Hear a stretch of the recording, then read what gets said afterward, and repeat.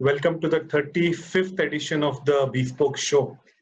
We are very excited as we inch closer to the 50th show of TBS. We started TBS in 2019 and we've hosted about 100 odd panelists till now. And I think we will be reaching 50 in another 2 months or so.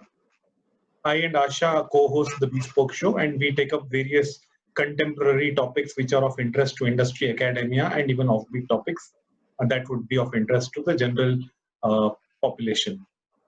We host TBS in multiple formats. We do it in offline format where we host it in colleges and corporate premises. We do it online, just like the one we are doing now.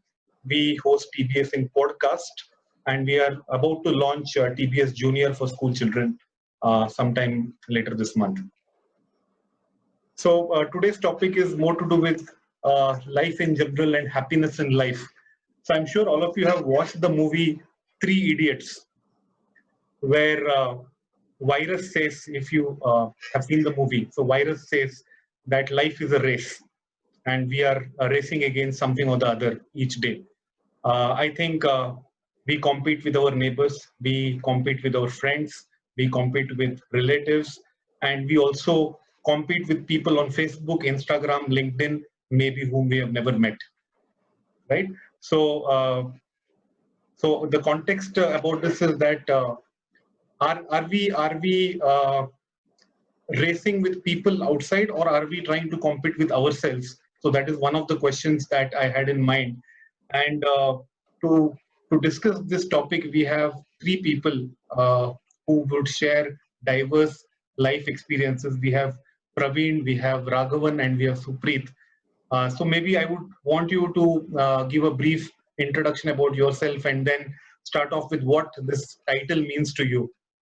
So Supreet, can we start with you? Thank you so much, Sid and Asha, putting this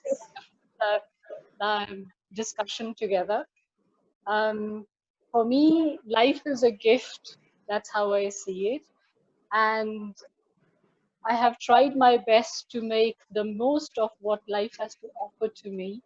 I work in the field of education, whereby we mentor, support, and guide right intelligent undergrads who have the fire in their belly to achieve something but do not have the resources or the means to do so.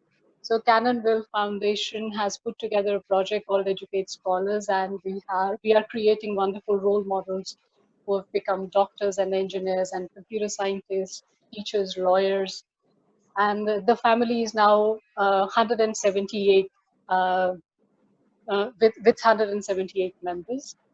Apart from that, we are also one of the largest blood donor groups of the region. We support cancer patients in PGI. We have a 24/7 helpline, and I think there are about 1,800 plus blood donors registered with us.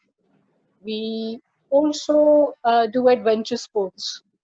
We have to have fun too. We can't just be doing the serious things in life. So CATS is the adventure group we have. It's the country's first community-based adventure group in which the community decides where they want to go and what is it that they wish to do while raising environmental concerns. And last but not the least, I also research a topic which nobody wants to speak about. It is incest, which is sexual abuse within families. So we are talking about not just the outsiders, but we are looking at, fathers and mothers sexually abusing their own children. We are looking at brothers and sisters. We are looking at first cousins, immediate uncles and aunts. So life does take me into different spheres of different shades of life, not just gray, but different shades of life. And I also specialize in natural stone. That's where my bread and butter comes from. So that is about me. Praveen? Thank you, Sid and Asha, for hosting this wonderful event. So I am Praveen Puram. So I live out of Atlanta. So it has been a decade being in US. And I am a senior director for one of the IT organization, which is Signity. And my passion is, again, being social. As a passion, I also was a reporter for one of the TV channel, that is TV5. So I report all the activities, social events which the community does here, and also host some of the events, introduce people, bring the talent. So being, I feel that we have a blessed life, and definitely being a human is unique from any other species. So what we have to do in life to be happy? Always I try to be happy myself, being social, helping people, and enjoy what I do. That's all about myself. Raghavan? Yeah, hi, Sid, Asha. Thanks for hosting this show. I'm Raghavan Santhanam, and I've been for over 2 decades in supply chain management consulting. And so I've worked in the US, in Indonesia, and of course, currently, right now, I'm in Chennai. So I have 2 daughters, and my wife is a doctor by profession. So great to be here, and I look forward to the conversation. And since you started, since I'm a Bollywood buff and you started with a Bollywood movie, for me, Race, the movie Race 3, I think there is a dialogue that, race कब शुरू किसने शुरू किया वो मुख्य नहीं है, race कौन खत्म करता है, that is important. So for me, life is not just about 1 or 2 great experiences or starting on a great note. It is, do you last the whole lifetime following what you're doing? So that to me is important, and I look forward to the interesting conversation with all my co-panelists and you and Asha. Yeah. So Praveen, just I think you made a point about happiness. It's all about being happy. So how do we define happiness? Because happiness is very subjective and very relative. So for a person who is in need of a job or money, so happiness may come only if money comes in. Or for a person who is looking for a higher education, if he gets through, that may bring happiness to him. So how do you define happiness? So when you talk about happiness, what brings you a smile on your face? That's important for me. It may be money sometimes, it may be your career, it may be being social sometimes. So with your spending time with your family, balancing your life between the profession and the family and the community. So definitely when I really balance my life with all these things and achieve something out of it, I'll be more happy. One of the biggest mistakes that we all make is to live in the past or fear about the future, right? And if I don't know if any of you have read the book The Power of Now from Eckhart Tolle, he strongly professes that we all have to live in the present, and that's the most important aspect. But on a practical level, how do we let go the past and liberate ourselves from the fear of the future? I think it's easier said than done, isn't it?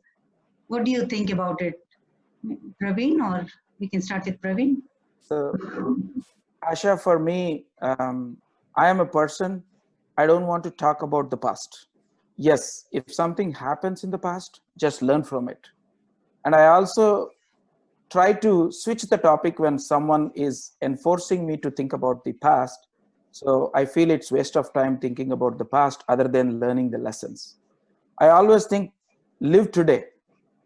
You have to live now what you are doing. So how do you want to make your happiness in future, not to repeat the same problem what you have done? That's my focus. But if you start thinking about the past, every day you'll be depressing and you'll be depressing around you. I don't think that we are meant for. So we have to definitely be happy and looking forward how to make yourself happy and you achieve your goals.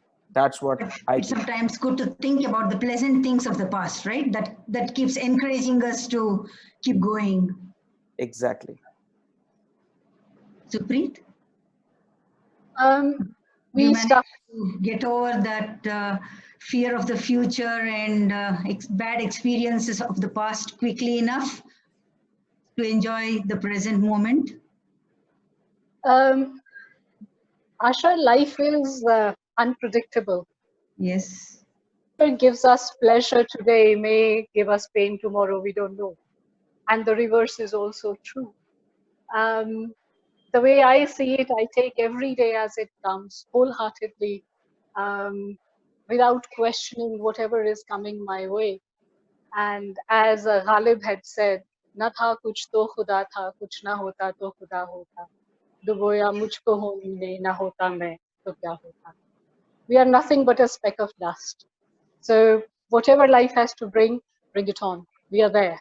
We'll see through it. That's how I see it. Interesting. Raghavan, your experiences? Yeah, absolutely. I mean, when you talk about mind, right? I mean, different Indian sages and philosophers. I mean, and we have quite a few known ones in India. I mean, if you take Sri Ravi Shankar, yeah, he clearly says that first of all, you need to be aware that the natural tendency of the mind is to wander. I mean, right now, even when you and I are speaking, probably you're thinking, is everything going to technically go okay? Is this video going to go smoothly, right? So the mind is wandering. So as long as you're aware, first of all, that that is the nature of mind, half the job is done. The second thing is, of course, that you need to take some time out for yourself. So for instance, the simple thing is, you're in an organization, right? A customer calls you and he blasts at you for some mistake that your organization has made, right? Now, it is very easy for you to react, telling that it is not your problem, it's not because of you, and he can't talk like that. But the important thing is to pause, to take a few seconds. And I mean, there are different gurus who have spoken about this. If you take Swami Parthasarathy, he says that anxiety destroys concentration. And these are things like controlling the mind, these are all easier said than done, right? Most of us struggle with it.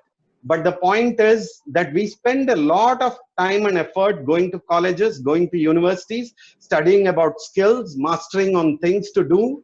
But we expect that as far as the life is concerned and as far as mind is concerned, concentration is concerned, it will come on its own, or it's a hit and trial method.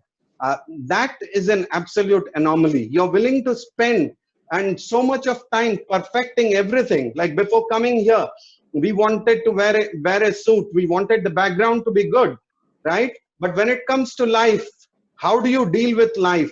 We don't want to spend the thing. And so, of course, everyone has the philosophy, but Indian sages have mentioned that, if you want success, the three main requirements are the three C's. So concentration, consistency, and cooperation. So if you try to concentrate on something, if you're consistent on the pursuit of that, and as long as you do it with cooperation, you will succeed. And that is true, whether it is controlling the mind, it is true in your workplace. So if you look at it, these three C's would apply to anything that you do.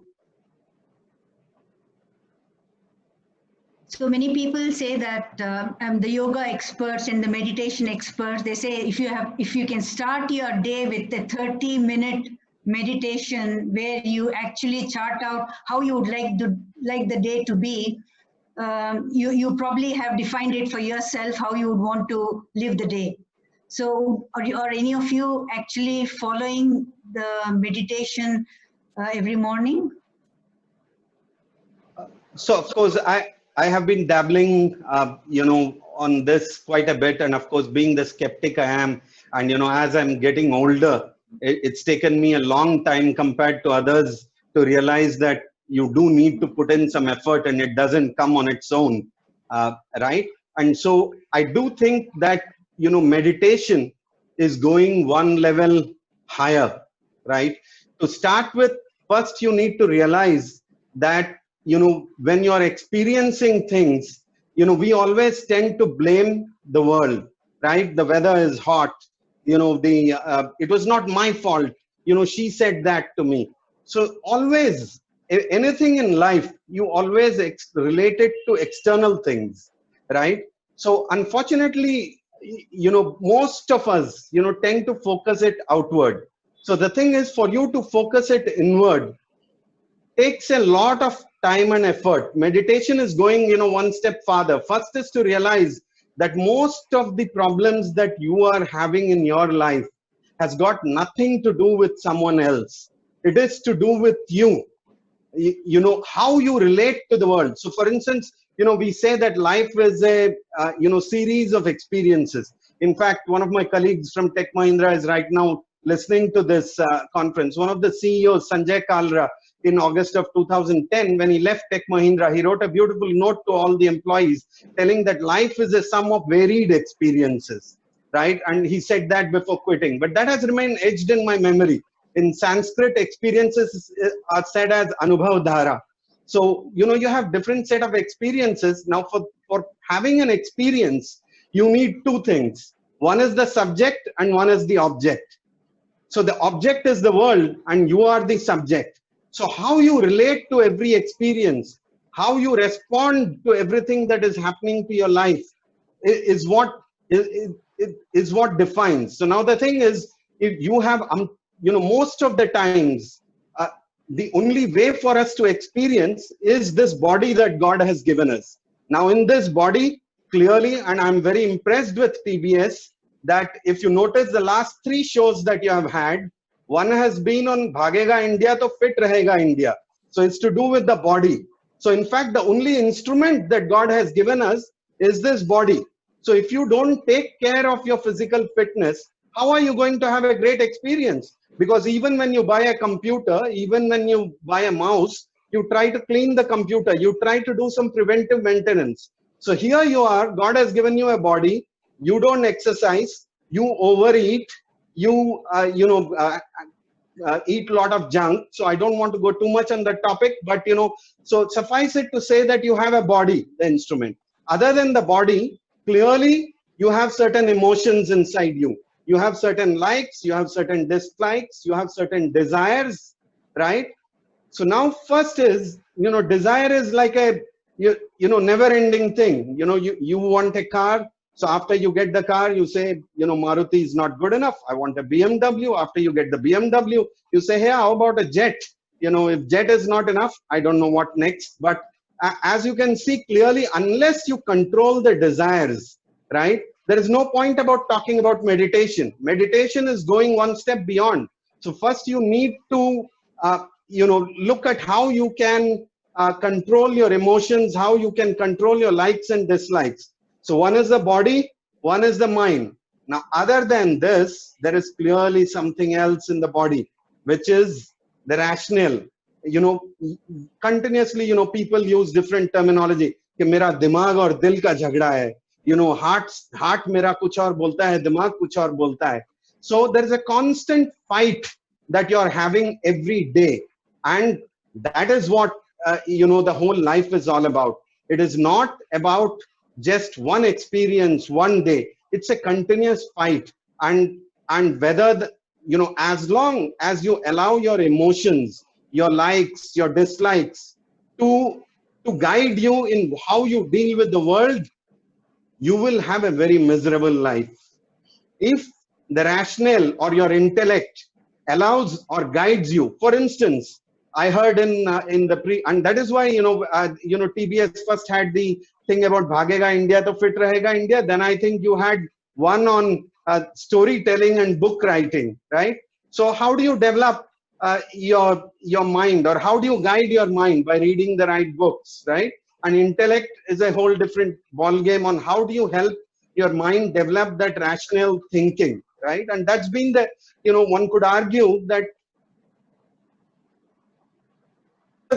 you had great philosophers, you had things. I mean, right now in India, I mean, can you think about it? My class 2 child goes through an education of how to use a mouse. What is a CPU? My class 2 girl is taught that. But they don't teach you about the most important instrument with which you have to deal with your whole life. So I'll stop at that. And, you know, I have a question now to adding to what Raghavan said about that car example. So once you have an Alto, then you upgrade to a Ritz, and then you go on to a Mercedes and whatever. But don't you think that is the way one progresses? If I'm very contented doing only 15 shows of TBS, so TBS will never grow. So I'm very contented. I'm happy with my existing car. So how do people progress and innovate if they're contented with what they have? Fantastic. I'm glad you asked that, because That is the misnomer that half the Indians have, that all this spirituality, is to withdraw myself from the world, that I should not have any ambitions, I should not be making money.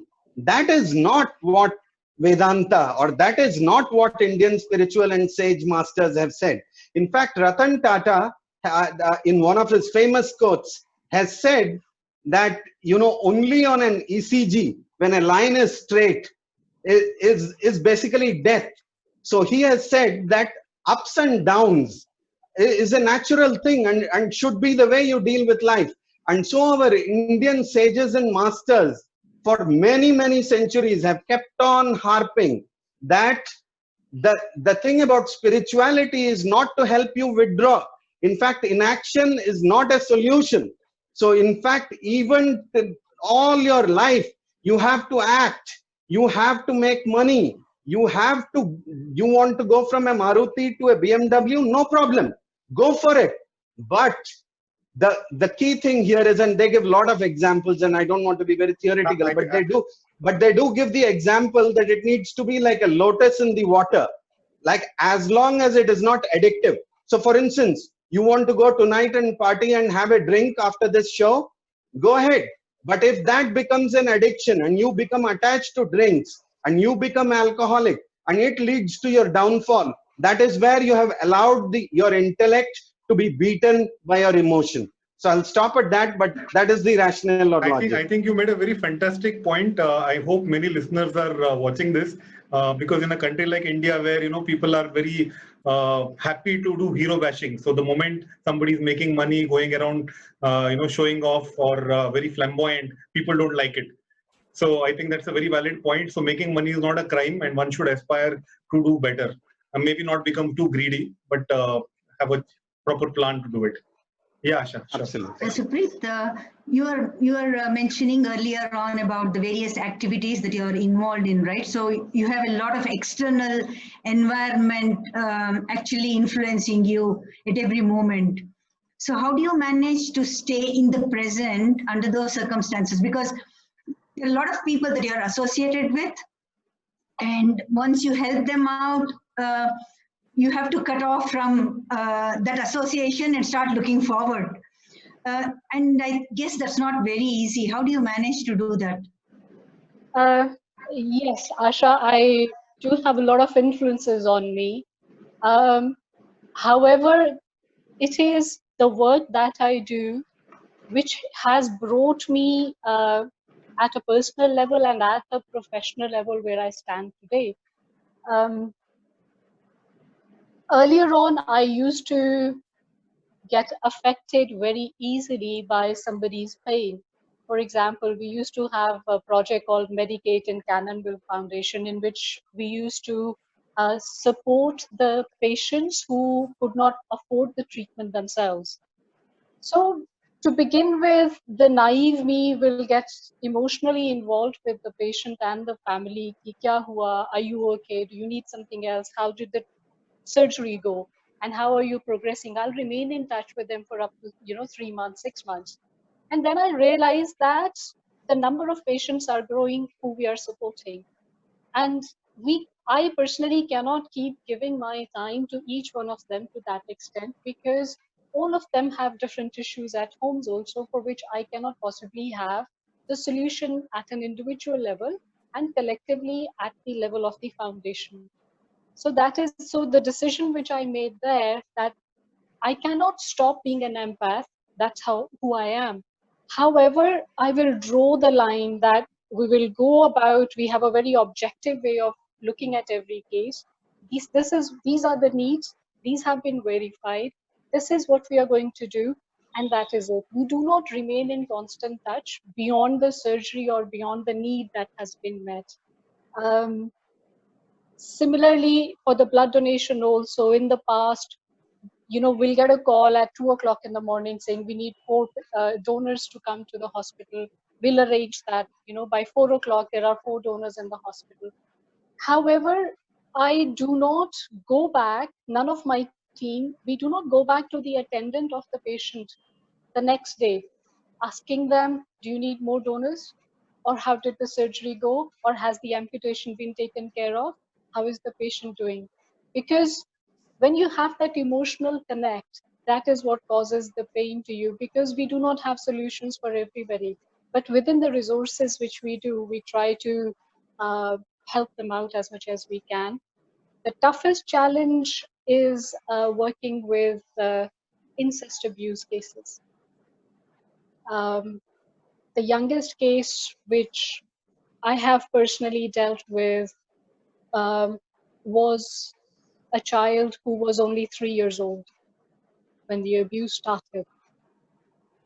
And one girl, she walked up to me, and her abuser, she had been abused by 3 family members, but the oldest member was 92 years old, and he was on his deathbed, and even then he was committing the crime of incest abuse. So I don't know why this happens, but that's how it is. Fortunately, I have a very supportive team. We have the psychologist and the psychiatrist within my team, and we are all there to take care of each other, both at a personal level as well as professionally, with talking and therapy. So yes, it is challenging. Our challenges are at a very different level. I mean, Yeah. but we've got to move on. Yeah, makes a lot of sense, Supreet, because besides the pain that it's going to cause you, I think it'll also eat up into the time that you're actually able to help somebody else, and that's in your control. So I guess you're just absolutely on the right track. Thanks for sharing those. Praveen, the other day when we were talking on the phone, you were mentioning about a multitude of activities that you are into, right? So you are, as much as anybody else for that matter, influenced by a lot by the external environment. So how do you manage to stay in the present? So it's all your control, right? So as Raghavan said, how do we control? So basically, the controlling your mind, what you are doing. So we meet number of people they try to influence, but we have to bring them to the present based on the situation. That's what I go, and I see number of events happening, and there will be so many diversified people will be trying to influence on any of the situation. So again, how do you control your mind and control people with their frequency makes a difference. Right, aligning, trying to align the people that you associate with your wavelength. It's not easy, exactly. But I guess that's the right way to go about. I feel that, yeah, go ahead. One thing I wanted to say, you've spoken about controlling the mind, and earlier on, Raghavan also said the same. We need to control. I mean, I feel, why can't we let our mind be? Why can't we just accept what's coming to us? Why can't we acknowledge even the pain, the hatred, whatever is inside of us? Unless we acknowledge that this is happening to me, I'm experiencing this is coming to me in my mind or in my soul. Unless we acknowledge its presence, how can we move forward? Because if we don't acknowledge it, if we don't accept that this is happening, we are literally burying it. And the monsters will come back and haunt us at one point or another. This is how I feel, like living in the moment now, accepting what I'm feeling right now, not just disregarding it. Makes sense, Supreet. Being mindful of all the emotions that is going on within you and trying to come to terms, I think is the best way rather than escape from those emotions. Yes, I mean, we can't always have the emotions in front of us. Maybe, 20% of the times we have to make an autocratic decision. We don't have the time, So I accept that. But majorly, I think we need to be at peace with ourselves and need to acknowledge what we are going through. So Supreet, I think I want to make some comment here. Hanji. Basically, we are talking about a situation where someone is influencing, right? So whenever someone is trying to influence, we also have to be controlled. For example, if you are influenced, which is not your happiness, then definitely you lose your happiness too. So continuation to the situation, how do we need control? For example, that is an emotional situation, so you need not, for example, if that's the way you react, sometimes it might not cool down the situation. So basically controlling the mind is in the sense the situation, depending upon the situation, how do we need to react in a controlled manner, is that what I meant? Very, very well accepted. It's like Buddha said. Somebody asked Buddha, what do I do if somebody is angry with me and abuses me? So Buddha said, if I remember the incident correctly, my mother tells me this, that Buddha said that if somebody brings you a gift and you do not accept it, then what happens to that gift? The gift goes back to him or her. The same with anger or with any emotion. If you feel this is not for you, control your mind, don't accept it.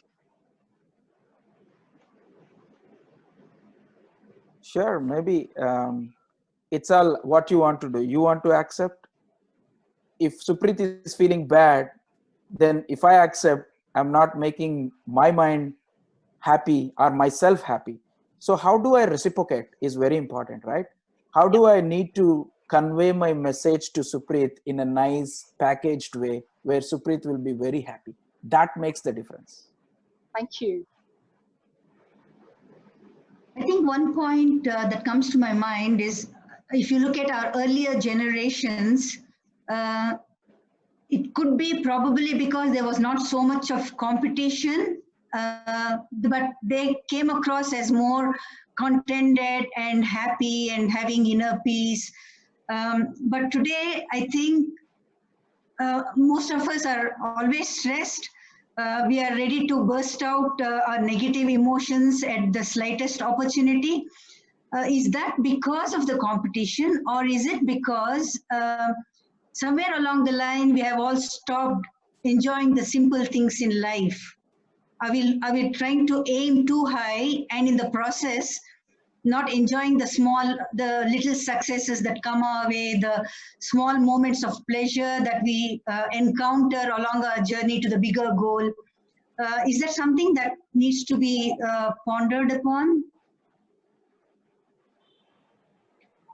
So let me say this. First of all, no one says that controlling the mind, needs to be done forcefully, right? So now freedom, everyone loves freedom, right? So you don't want to exercise, don't exercise. You want to eat a lot of sugar, eat a lot of sugar. Your waistline is going up, let it go up.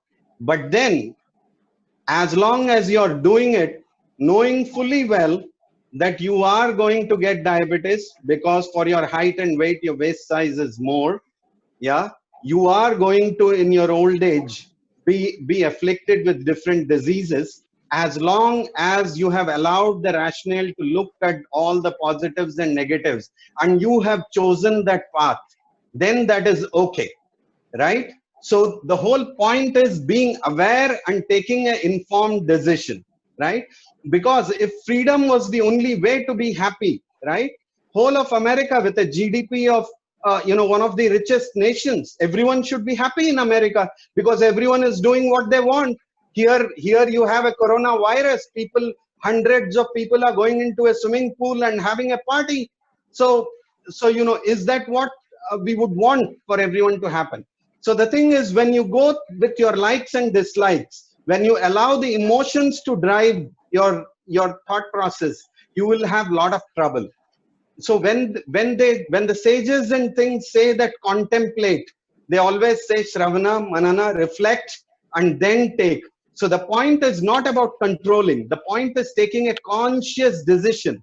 Now to your question as to why, were our olden, the Indian generation that has gone by, were they having less competition?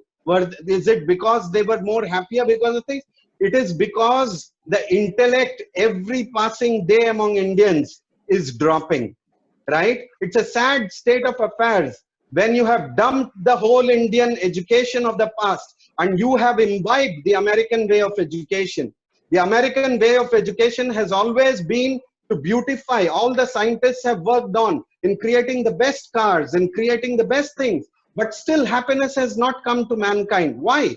If everything was to do with beautifying externally, you would have achieved the happiness. The thing is that Indian sages and masters in the years gone by, in the golden era of Chandragupta Maurya and others, look at the number of international universities that were known worldwide. I don't want to take the name of all those 8 and 9, but you know Nalanda, you know Takshila, I could go on like that. There were 9 universities. And what was so special about them?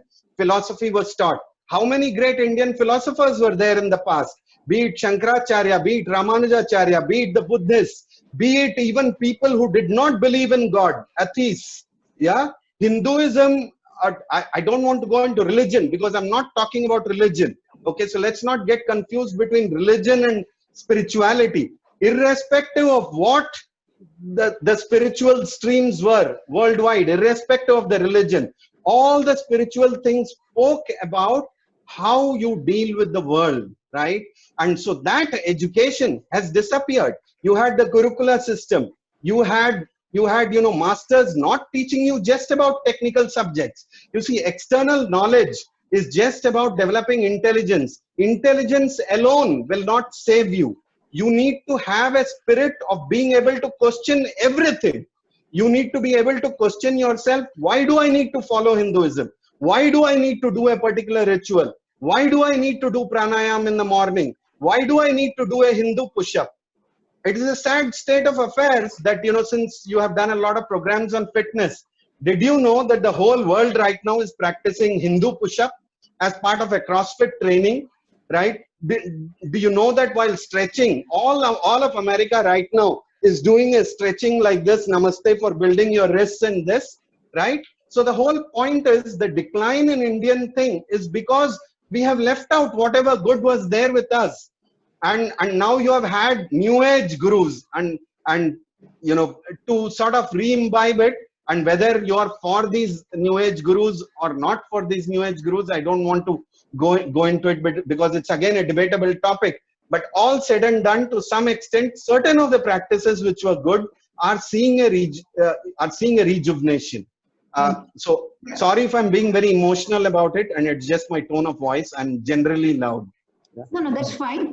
You were talking about the education system, so I would like to put this question to Supreet, mainly because notwithstanding the education system or the lack of it or the lapses, people like Supreet are evolving their own ways of bringing about inclusivity in humanity.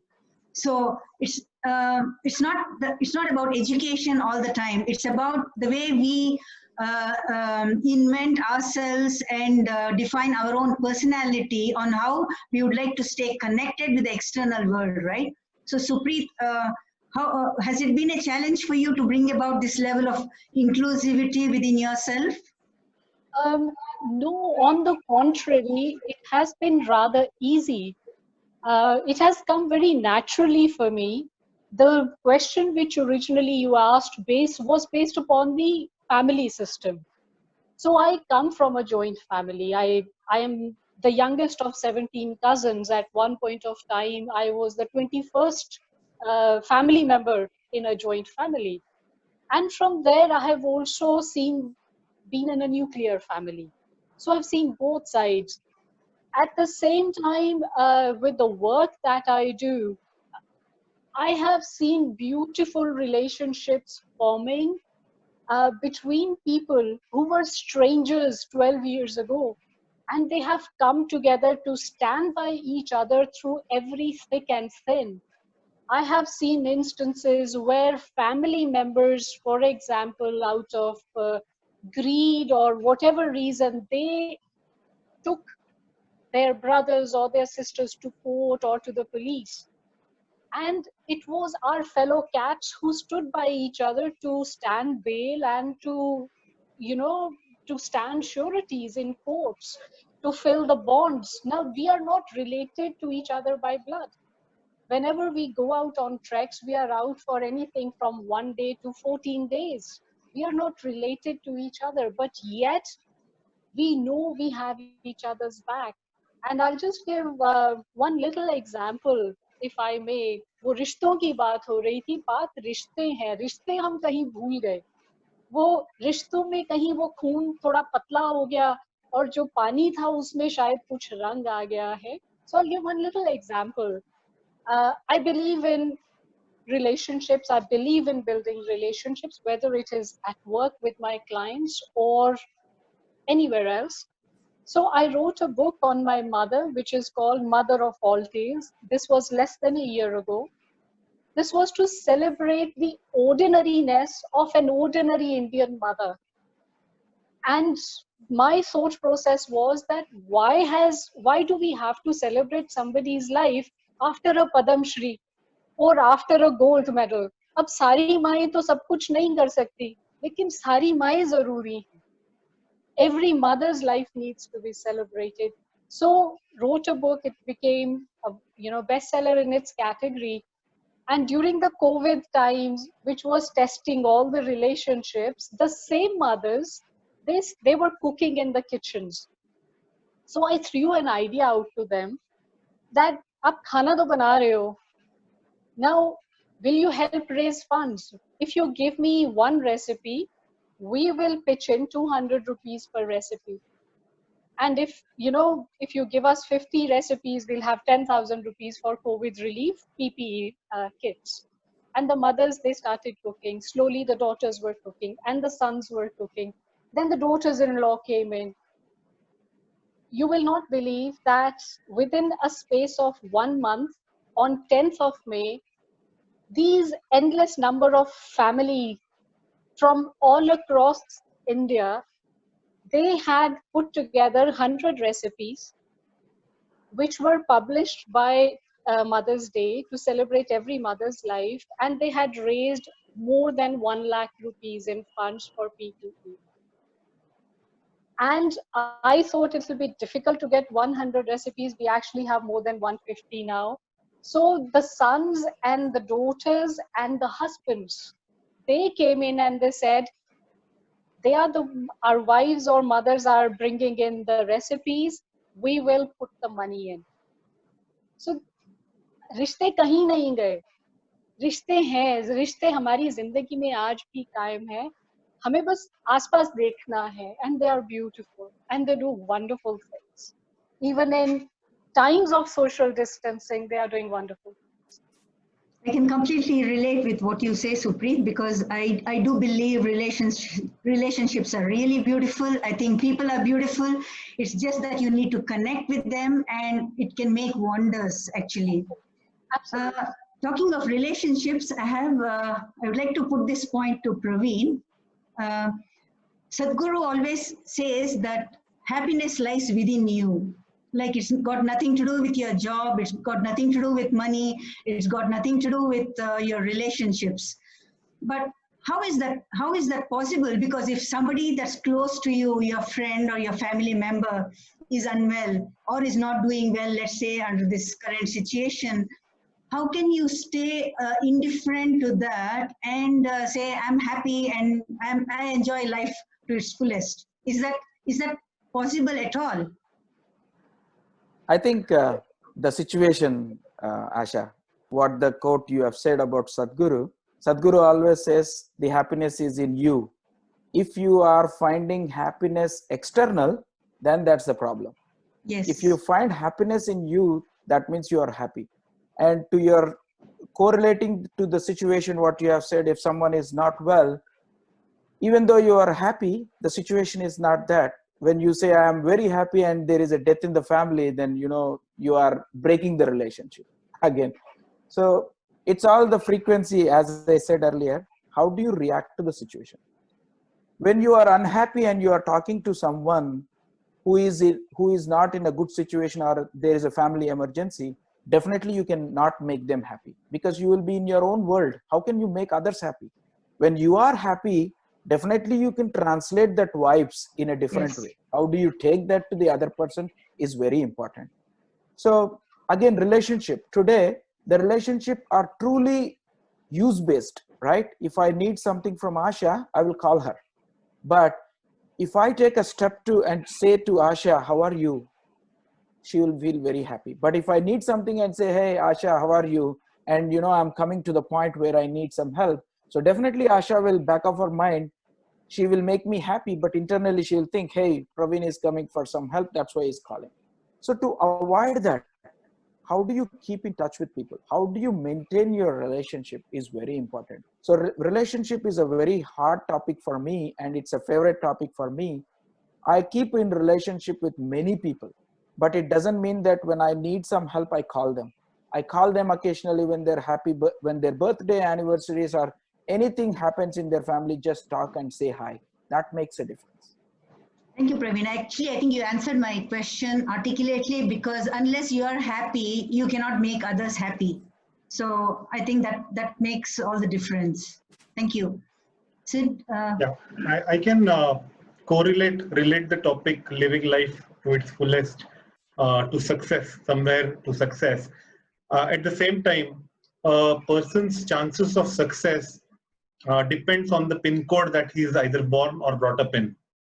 So which means that a vast majority of people are struggling to live itself, forget living to its fullest. So what are your views about it? So does it mean that living life to fullest is only for the privileged few who can afford to do it? Is that what we mean? I don't think, Sid. Earlier, I used to have the same concept because I come from a very, I would say, below average family. I always used to think, yeah, if my father used to earn good, I would have been in a different situation. No, that's totally wrong. After my maybe a 20 or 25-year journey, if I were to look at myself, I came from a small town, and my reach is limited, my financial status limited, my educational was limited. But though today I'm sitting in this particular panel, you have invited me, seeing what I am, right? So it's not about what you have, how much you have to struggle. What is the approach you take when you put a goal for yourself? So when you put a goal for yourself, you can go in different directions, right? You can go in a shorter direction, and you can take a long route. So what you want to do, it all depends on you, how you plan, how you approach, how you take opinions from others, but not influence to these things, but struggle. How you make your life struggle and get there is very important. So definitely it is wrong from my perspective. I came from a very, very under average family. Today where I am, I'm very proud. I have achieved what I wanted, and still I have something to achieve. Definitely that's a goal. So achievement is different. For example, if you say any celebrities, their sons or daughter, it is not necessary that everyone will be successful. It's all depends upon how they react. For example, if you see the cine industry, if you don't perform well, you will not be accepted. Maybe you will accept for the first time, but not repetitive. It's all your struggle, your way of approach, your acting, your skills, that makes the difference to me. But yeah, having said that, you have reached from point A to point B, as you rightly mentioned, from a small town, you have reached this position. But there are people who may not have reached or are still struggling to make ends meet, and that constitutes a vast majority even today. So how do we define living life to its fullest? Because we have to talk about a majority, not about a small percentage of population who can afford to live a good life. So I think I would definitely agree with you. Most of the population today is not in a good position. And being in this social media, being social, that's where I also started one of the small YouTube channel, Being Social, to uplift the kind of people. Today we have a lot of platforms. It's all how you communicate with them, and what you follow is very important. You may be a simple teacher, but how can you make different? So you need to definitely use the social platforms where many people are willing to help. Unlike earlier, the rich wants to become rich, but they do not want to help the poor. But now the platforms are different. You have outstanding platforms where you can showcase your skills, and how you navigate from there is very important. And there are many organizations where they can uplift their skills. today, if you see in this COVID situation, there are a lot of competitions. So whatever the skills you have, whichever the organization you choose or whichever the people you choose is important. That's what I would say. And in my life, because I have faced a lot of challenges, and anyone who comes to me, I have helped and I'll be helping and I'll help them to come up to the pace.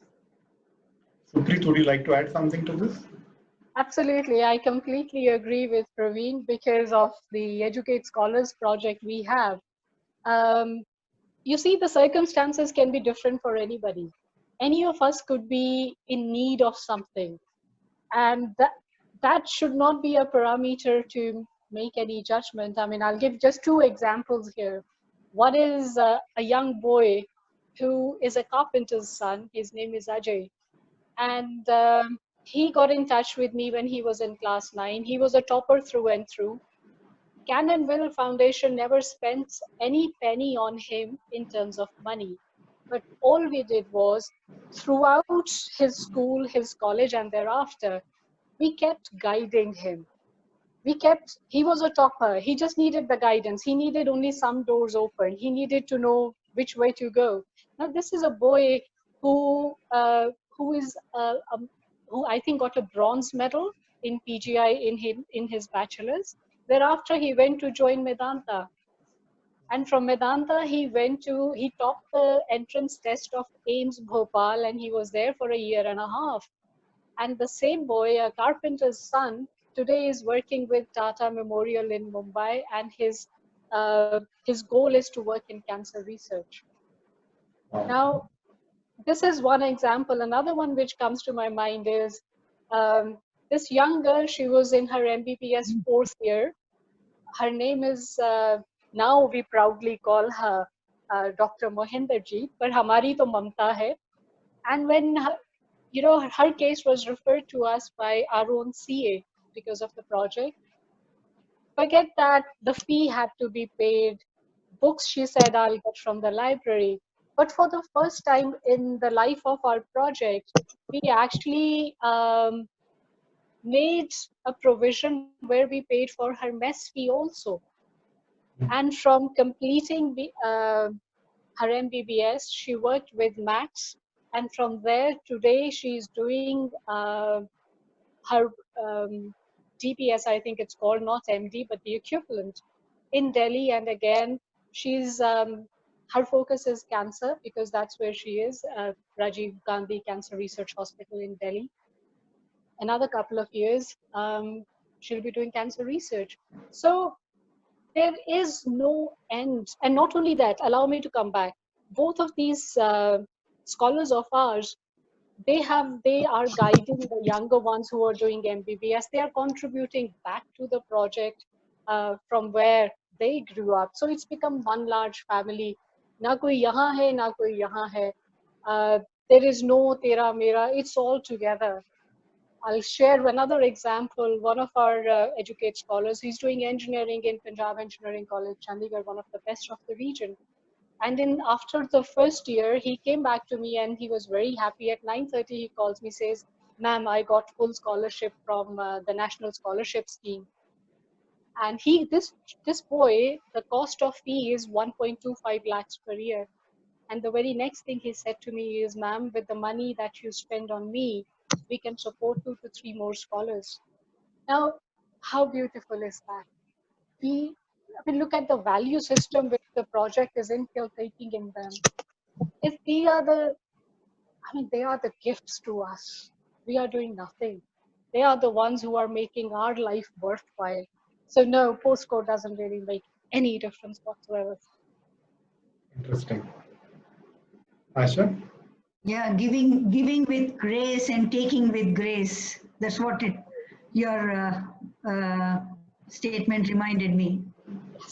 Excellent. How important is goal in one's life to be able to live life to the fullest? Because I think the goals actually define our journey, right? And it gives us a purpose. It gives us something to look forward to. And along the journey, there lot of experiences, some that are predictable, some that are unpredictable, some surprises, some good ones, some not so good ones, but they all make up for life, isn't it? So is goal something very important in living life to the fullest? Would you agree, Praveen? Yes, Sasha. Life should have a goal. Otherwise, when you wake up from the bed, you should have something to do. Otherwise, there is no point for you to wake up and do something else. So life should have a goal, and we have to learn how to achieve that. So it might be a long journey for your achievement, but you have to struggle. So life definitely have to have a goal which creates your life moving, and also there will be a lot of opportunities where you can procure and learn every day. Yeah, something to look forward to on a Monday morning. Exactly. Raghavan, would you agree? Yeah, absolutely. I mean, you have people like Tony Robbins who have made millions, helping people who come from unfortunate backgrounds to not allow fear and anxiety be a limiting factor. I mean, so the only process for them. So to your previous question, yes, life is unfair. We all know that. I mean, that's a given reality. But if you operate from the fact that life has been unfair to me, so I am doomed, you will be doomed. So the way to come out of it is to not allow fear limit you. And basically, you set goals for yourself, surround yourself, with some positive role models, visualize your goals and go for it. And that has been, and that is why even on the previous topic of relationships, if you see the whole, spirituality is all about looking at Vasudhaiva Kutumbakam. How do I not focus purely on the money, purely on thing, and look inwards and be more charity conscious or move? That is why if you want to progress on intellect and mind, you need to move from selfishness to selflessness. And that is the whole process. And that's what Vasudhaiva Kutumbakam is all about. Interesting. So do you have any questions? No, I'm just waiting for some questions from the audience. Just type in the chat box. Yeah, in the meantime, maybe I have one question that I have not gotten into. When we talk of life at its fullest, does it mean happiness or does it mean peace of mind? So, I mean, let me put the reverse question. Can you have happiness in a disturbed mind? Can you have a happiness when you're agitated and you're in, you're shouting at someone, you have umpteen things? Can you be happy? I don't think so. No, sorry. What I was trying to ask is, you don't have to be ecstatic about something, right? You can still have peace of mind within you.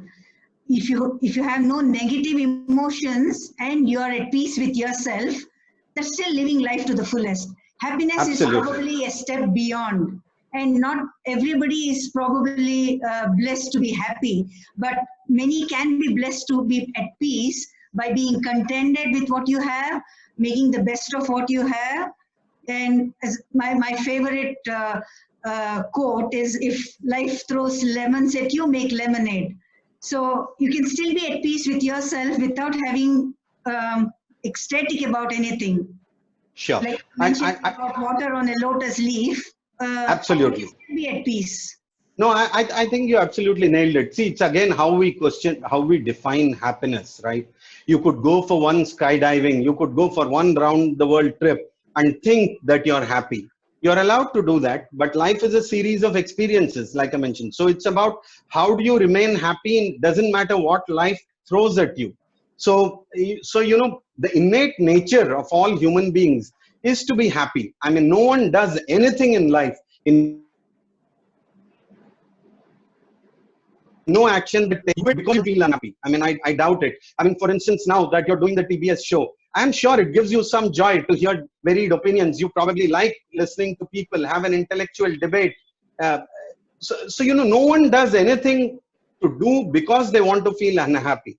We create the unhappiness within ourselves by not knowing how to handle or how to deal with the world. I'll leave it at that.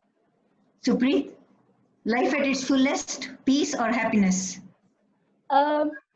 Peace, inner peace at that, something which you feel deep inside, because once you feel that peace inside, you kind of reach an equilibrium. And that is the equilibrium which I accept is not easy to reach, and one can be easily rattled by circumstances beyond our control, of course. However, I'm deeply moved by the simple couplets which were written by Kabir Sahab all those years ago, and beautifully sung by Dr. Madan Gopal Singh. But I'll just recite those few lines as to what happiness, that peace means for me. And that is, Sakhiya, वाघ हर सबसे न्यारा, जहाँ पूरन पुरुष हमारा, जहाँ नहीं सुख दुख, सांच झूठ नाही, पाप न पुन पसारा, नाही दिन रैन चांद नहीं सूरज, बिन ज्योति उजियारा, बाघ हर सबसे न्यारा. Now that is a house outside of me, or is that the house within me? I hope one day I can find that house, I can make that house within my own being. I think that is peace for me. Awesome. Praveen, your I think take? for me, both. For example, I will say, I am happy. What about your family is not happy? That creates imbalance in my peace. So both are interrelated. So it's not only you being happy, but your surroundings also should be happy to make you peace. That's what my take. I've been kind of working in my head as to how best to answer this. How can I convey to Madhusudan as to how to deal with this? What you see here, let me lift it. I wasn't going to, but I'm going to. Now, this is a portrait which was made by a very dear friend of mine in England, Ian Newland. This is handmade, this is color pencils. And this was a surprise for me 5 years ago, okay? He took a picture from Facebook, from Kila Mubarak Patiala visit of ours, and he converted it into a portrait, and then he shared the picture to me, and fortunately, within a week, my very dear friends from England were coming over and they brought it to me. ये आ गई मेरे पास आ गई हमने उनका thank you कर दिया. I was over the moon. So this is like, it takes pride in my room, place of pride in my room. But if you see over here, there is a little scribble. Now, in the original photograph, there was a scribble I never paid any attention to, but it was another dear friend of mine. वो 2 महीने मुझे कहता रहा कि सुप्रीत जरा ना portrait को ध्यान से देखो. Okay. Now, I had already said thank you to Ian profusely, but it took me another 2 months after numerous requests from Saji कि इसको ध्यान से देखो. And when I looked at it, what Ian has done is, my name is Supreet, which means good love, pure love, whatever. So Ian, who is an Englishman, he got hold of somebody in England, got my name translated in Hindi, and he scribbled it here, and it says Shuddhatam Pyar. Ye ek Angrez hai. This is the kind of effort that he put in, and he did not get the acknowledgement from me for 2 months as per the effort that he had put in. So Madhusudan, नेकी कर वाकई दरिया में डाल दो. कभी उम्मीद मत रखो कुछ वापस आएगा. वापस आ गया शुक्रिया, ना आया उसका भी शुक्रिया. That is all I'll say. And as far as living life to the fullest, I go back to the very first couplet which made me fall in love with poetry in class 9. It was from my English teacher, Mr. Sharma. तो उन्होंने एक शेर हमें सुनाया था जो आज तक हमने पल्ले बांध के रखा है कि खुदी को कर बुलंद इतना कि हर तकदीर से पहले खुद खुदा बंदे से पूछे बता तेरी रजा क्या है. अल्लामा Iqbal. Thank you. Should we conclude? Yes, please. What shall I say? When we set out on this topic, we had no clue what we are going to talk about. We evolved into a stage of working out a few discussion points. But today, after this session, I realized that whatever we actually wrote down is probably just a minuscule of all that all of you have shared. Amazing, absolutely. I think this debate could go on for a very long time. It's infinite. Unfortunately, we are constrained for time, so we have to end this session. But on a conclusive note, I think the only message that I can say is happiness or living life to its fullest is situational, it's relative. Everyone's life is a different timeline. Everyone has a different journey. Everyone has different resources. Everyone has different expectations. So I guess what Theodore Roosevelt said, make the best that you can of what you have and where you are, probably holds good to make sure that we all live life to its fullest. Thank you, Praveen. Thank you, Raghavan. Thank you, Supreet, for sparing all of your valuable time and sharing splendid thoughts on this show. We were very privileged to have you over.